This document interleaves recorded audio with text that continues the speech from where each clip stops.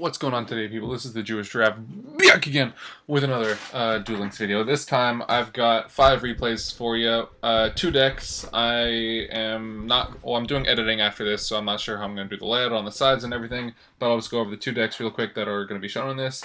They fluctuated a little bit, well, one of them has, but first off we got Restart XZ. So this is an XYZ deck. This has changed around a little bit.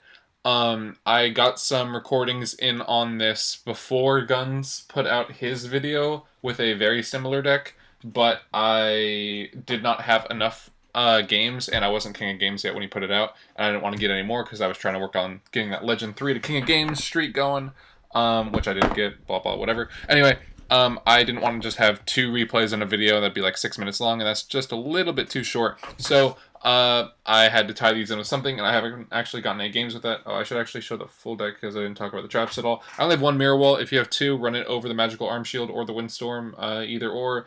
I would also recommend having 3 Z Metal Tanks, but I don't want to spend a bunch of gems just trying to get that 1 card when this deck isn't even really that good.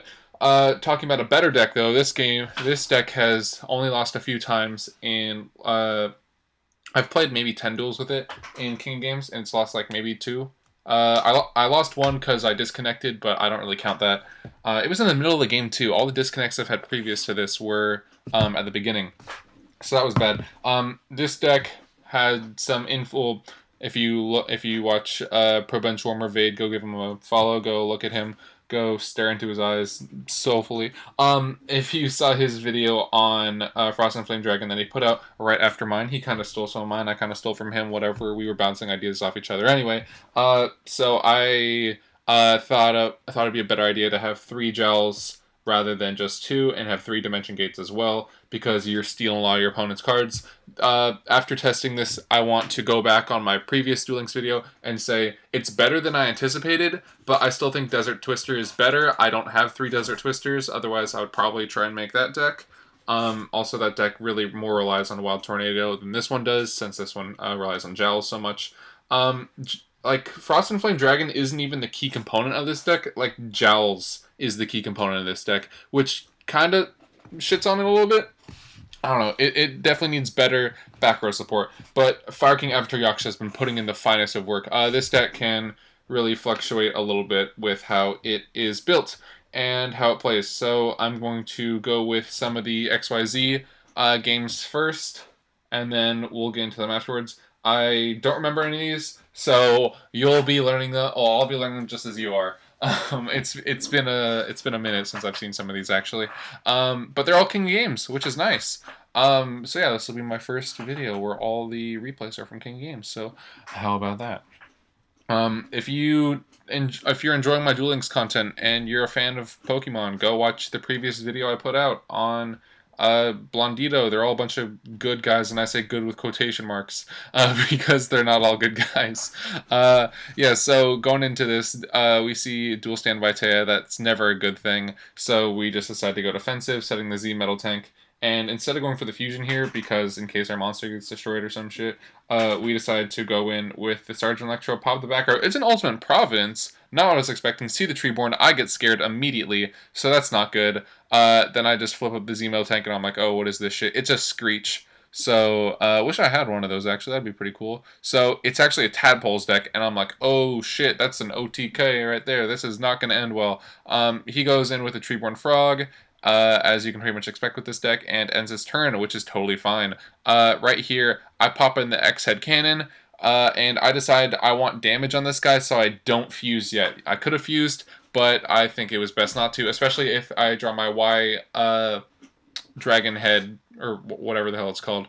If I get that on the next turn, everything's going to be nice and dandy. So he destroys the X-Head, thinking I don't have another one. Boy, you know I got another one right here, but I don't play it. I go for the Machina Peacekeeper, because we're out here for kills, and I don't want him to kill my X-Head Cannon in case I need it for future fusion reasons. Machina Peacekeeper I'm fine keeping out, because I've got heavy back row in Super Rush Headlong and Mirror Wall. He goes in with the Des Frogs, and he has 3 of them. So that's cool, I guess.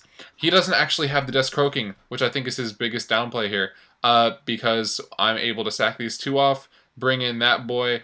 Who dat boy? We got the Gravity Blaster popping it on that. I know these decks, I don't think they run Karibo, so I'd be fine without doing that. But he actually does have the Karibo, which I was a little bit surprised about. I didn't think they had that. I guess it makes sense because Treeborn Frog can't have anything in the back row. He can't bring out the Treeborn Frog anyway. So Tribute to the Doomed coming out, destroying that, which is kind of what I was fearing.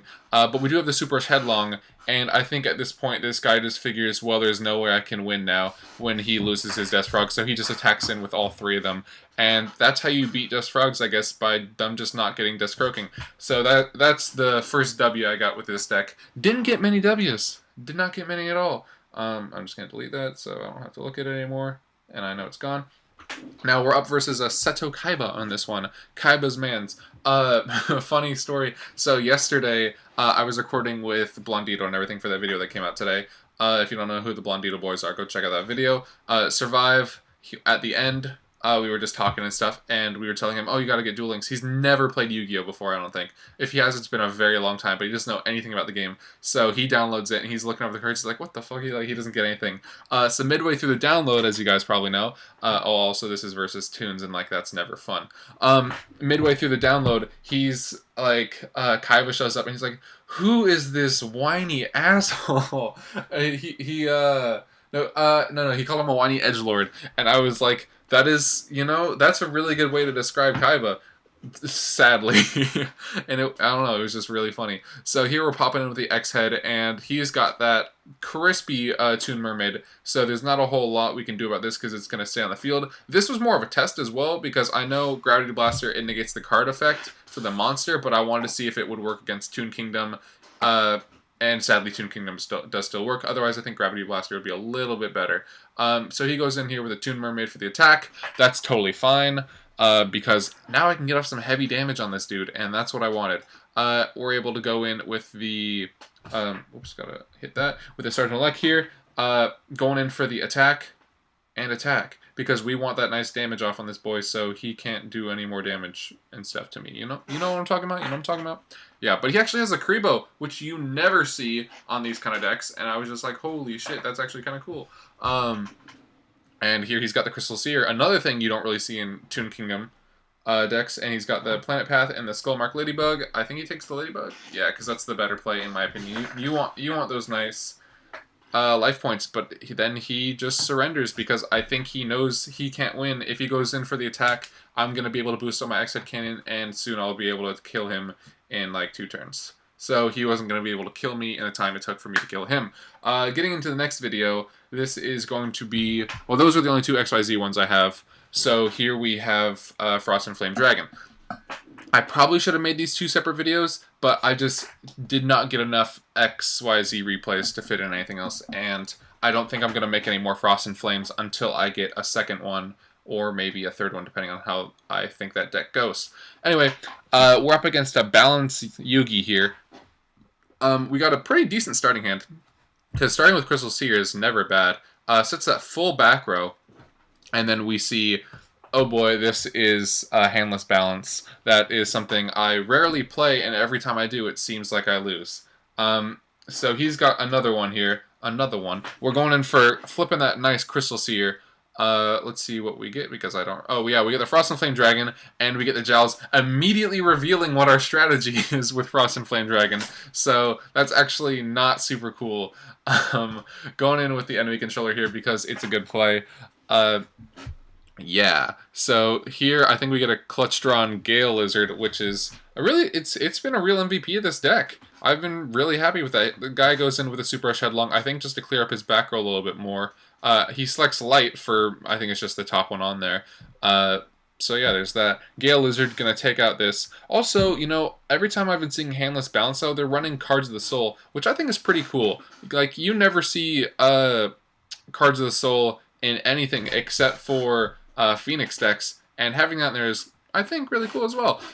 So here he goes with a Dimension Gate, and this is really bad, because since we lose our Fire King Avatar Yaksha that's not in the graveyard, we're not able to summon our Frost and Flame Dragon. So that's just a no-bueno right there. We've got no protection here versus this nice 2000 attack coming in, so we're basically forced to last gamble on this turn right here. We do draw a Jowls, actually, so we're no longer forced to. I just remembered that. Yes, so we're able to take this guy's monster so we can survive for one more turn. he goes in with that nice attack. He actually draws the Gaia, so that's not cool. So yeah, we take his Flash Assailant for 1 turn, and that's about it. Just to get another water monster in there. And we draw the Sergeant Electro, which means we get to sack it. So at this point, I was still running Sergeant Electro when I had this. We roll a 6. Hell yeah. And look at all these beautiful monsters we get. I said a Jowls because it's the right thing to do. We've got that Dimension Gate too.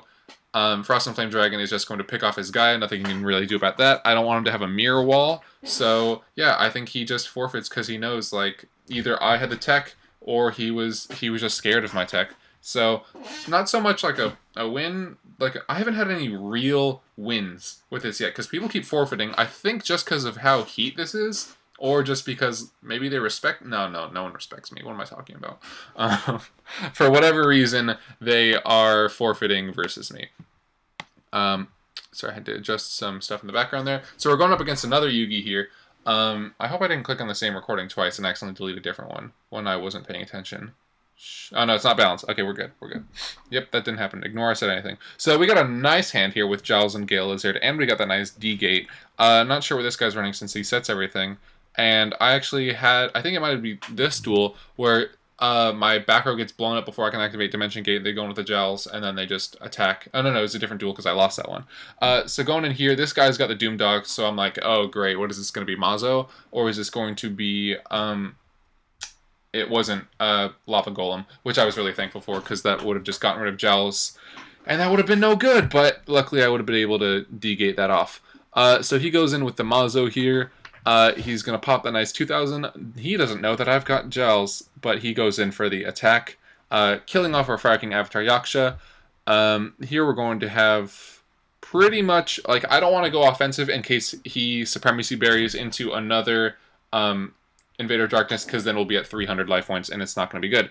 This guy has the Mirage Dragon, which negates traps in the battle phase, but you turn this on at the end phase, and take the Invader Darkness. So I was like, yes! I was freaking out for a little bit, and I wasn't sure what I should do. But luckily this worked. So going in for the attack here, destroying his Mirage Dragon, so our traps are free for whenever we so please. This guy's going to set a card, and he's going to special summon his Lava Golem. Pretty much what I expected. And we actually have the Dimension Gate here. Thank God for setting 2, right? So next time he goes in for the attack, or if we decide to destroy him, it'll be good. Yeah, we can pick off or bring in either one of those. So Doomdog, Orc Thrust, whatever. Invader Darkness picking it up. So he can, if he has a Supremacy Berry next turn, he'll be able to summon that. But he actually has the Aegis of Gaia, which is crazy too. So bringing in that 3000, and I'm thinking, oh my god, I need a Storm right now, because if I have a Storm, he can't live any of this. Fire King Avatar Yaksha coming out. We're going to pop our own Dimension Gate and bring in our Invader Darkness. Now, this was interesting. I was having a duel earlier this morning. Oh, we draw the Storm. That's right, on this one. And we last gamble for no reason, just to see what we can pick up. We draw a 4. I've gotten a lot of 4s. I have not gotten anything below a 3 on these last gambles with Frost and Flame Dragon. Going in for the Double Storm. Turns out he has 2 Aegis guys, so it doesn't matter. This guy is going downhill. Earlier, I was having a duel, and I had my Dimension Gate. I had something banished. Oh, I had my Frost and Flame Dragon banished because I was going up against a Necrophere, and he killed himself into it. I didn't want him to take it in the next turn, so I was like, okay, I'll D-Gate mine away. Oh, I just realized all mine were versus Yami Yugi's. Would you look at that? Anyway, so I did that, and then I stormed it away the next turn.